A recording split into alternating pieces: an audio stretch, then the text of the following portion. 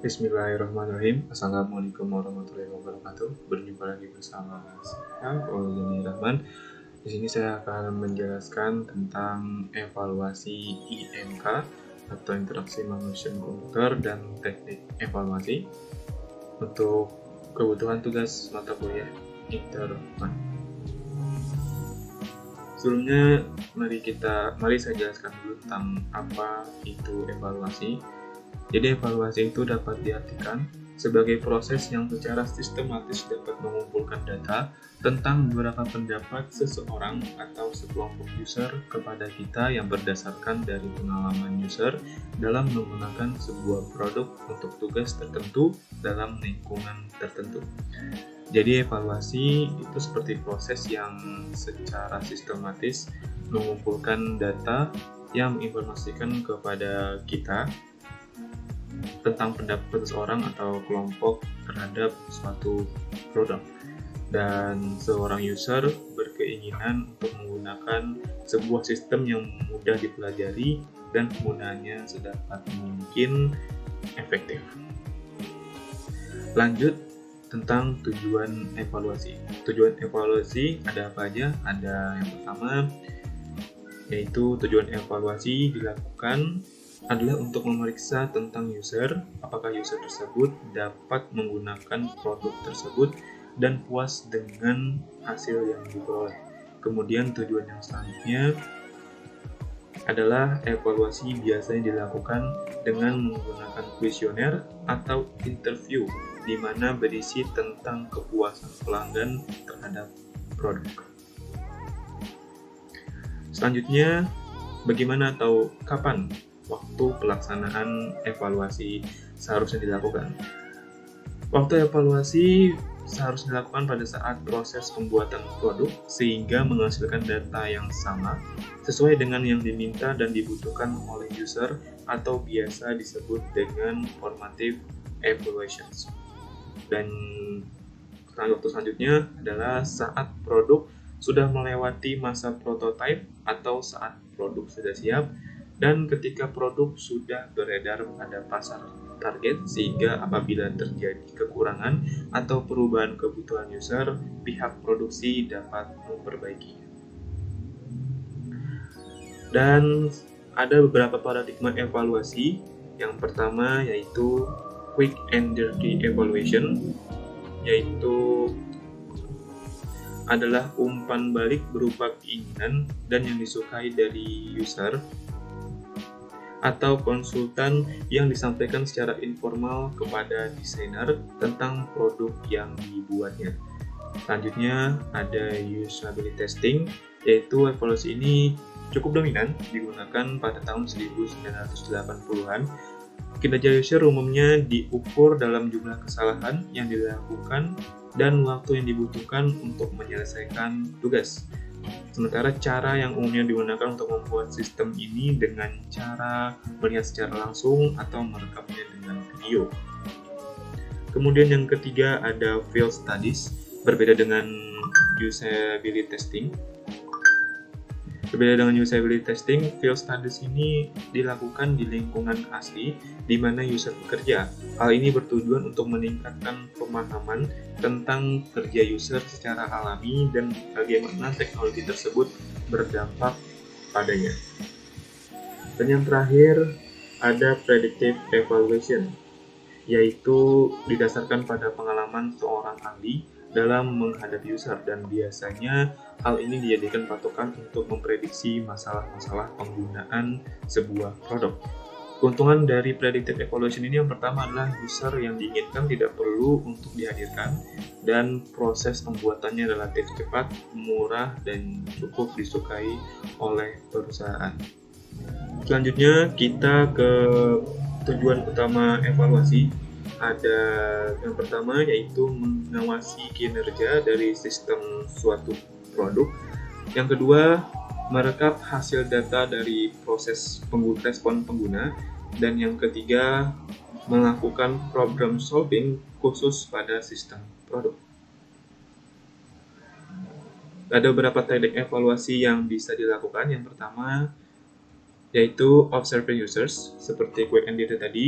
Hubungannya antara quick and dirty dan observing users adalah penting untuk melihat bagaimana user berperilaku dalam lingkungan aslinya. Yang kedua adalah asking users their opinions. Berhubungan dengan quick and dirty, itu dilakukan dengan diskusi antara user dan user yang berpotensial dalam suatu grup atau grup yang khusus. Yang ketiga adalah asking expert their opinions atau menanyakan bagaimana untuk mendapatkan kritik tentang penggunaan sebuah prototype. Terus ada testing user performance dan modeling user test performance to predict the evaluasi of a user interface. Itu adalah model yang digunakan untuk memprediksi kemanjuran sebuah tatap muka atau membandingkan kinerja waktu dengan versinya. Ada beberapa jenis evaluasi. Yang pertama adalah kondisi percobaan atau laboratori. Sebuah laboratorium dikatakan bagus, biasanya memiliki fasilitas seperti perekaman audiovisual yang memadai dan operator terbebas dari gangguan yang menghambat proses evaluasi. Situasi yang terjadi pada laboratorium tidak menggambarkan kondisi sebenarnya pada lapangan dan tidak semua orang dapat bekerja dalam laboratorium. Yang kedua adalah kondisi kerja sebenarnya atau lapangan. Pada kondisi ini, tingkat gangguan yang terjadi relatif lebih tinggi, dengan tingkatan pergerakan yang besar serta interupsi yang tetap, berbeda dengan laboratorium. Kondisi lapangan lebih terbuka antara sistem dan pengguna. Kondisi ini sangat dianjurkan karena gangguan-gangguan yang terjadi pada lokasi mewakili situasi asli yang sebenarnya terjadi seperti penyimpangan dan pengambilan selama tugas. Dan yang ketiga ada participatory design, merupakan pemikiran yang melibatkan semua alur perancangan dan bukan hanya proses evaluasi saja. Biasanya, perancangan ini dilakukan pada tempat tertutup atau ruang kerja yang melibatkan pengguna secara aktif. Argumennya adalah user dianggap ahli dalam perancangan yang efektif, sehingga membuat para ahli memberikan kontribusi aktif juga dalam perancangan tersebut. Dan ada metode evaluasi perancangan. Yang pertama adalah cognitive walkthrough, yaitu adalah suatu usaha yang dilakukan untuk mengenalkan teori psikologi ke dalam bentuk informal dan subjektif, atau dengan kata lain mempunyai tujuan untuk mengevaluasi perancangan dengan melihat beberapa besar dokumen yang diberikan ke pengguna untuk mempelajari beberapa tugas yang diberikan. Yang kedua ada heuristic evaluation, diusulkan oleh Nielsen dan Molich. Hampir sama dengan yang pertama tadi, yaitu cognitive walkthrough, tetapi sedikit terstruktur dan sedikit terarah. Pada pendekatan ini, sekumpulan kriteria usability atau heuristik diidentifikasi dan perancangan dilaksanakan, misalnya di mana kriteria dilanggar. Yang ketiga ada review based. Evaluasi ini antara psikologi eksperimen dengan interaksi manusia dan komputer menghasilkan hasil-hasil eksperimen yang baik dan pengalaman yang nyata. Beberapa di antaranya dari domain khusus ke umum, tetapi kebanyakan berhubungan dengan isu generik dan teraplikasi pada berbagai situasi. Misalnya pada usability dari tipe menu yang berbeda, pemanggilan nama pemerintah, dan pemilihan rekor.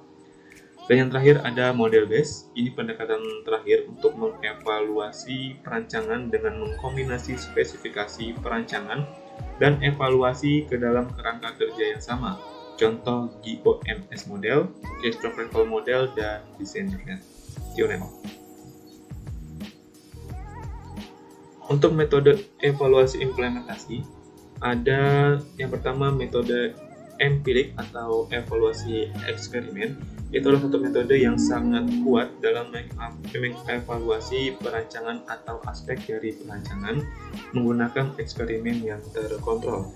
Yang kedua ada perancangan eksperimen yang berdasarkan masing-masing subjek diberikan kondisi yang berbeda, yakni kondisi eksperimen variabel sudah dimanipulasi dan kontrol yang identik dengan kondisi eksperimen kecuali untuk manipulasi ini. Dan yang ketiga ada pengukuran statistik, yaitu dua aturan dalam analisa dengan statistik, yakni melihat data dan menyimpan data. Menyimpan data itu penting jika kita akan melakukan metode analisis yang berbeda. Pemilihan analisis statistika bergantung pada tipe data dan pertanyaan yang perlu dijawab. Faktor pembeda teknik evaluasi ada beberapa. Yang pertama ada tingkat siklus, jenis evaluasi, tingkat objektivitas dan subjektivitas, dan jenis ukuran yang tersedia. Sementara juga ada informasi yang tersedia, kesiapan dari suatu respon, tingkat gangguan yang tidak secara langsung, dan beban yang tersedia. Sekian dari saya. Assalamualaikum warahmatullahi wabarakatuh.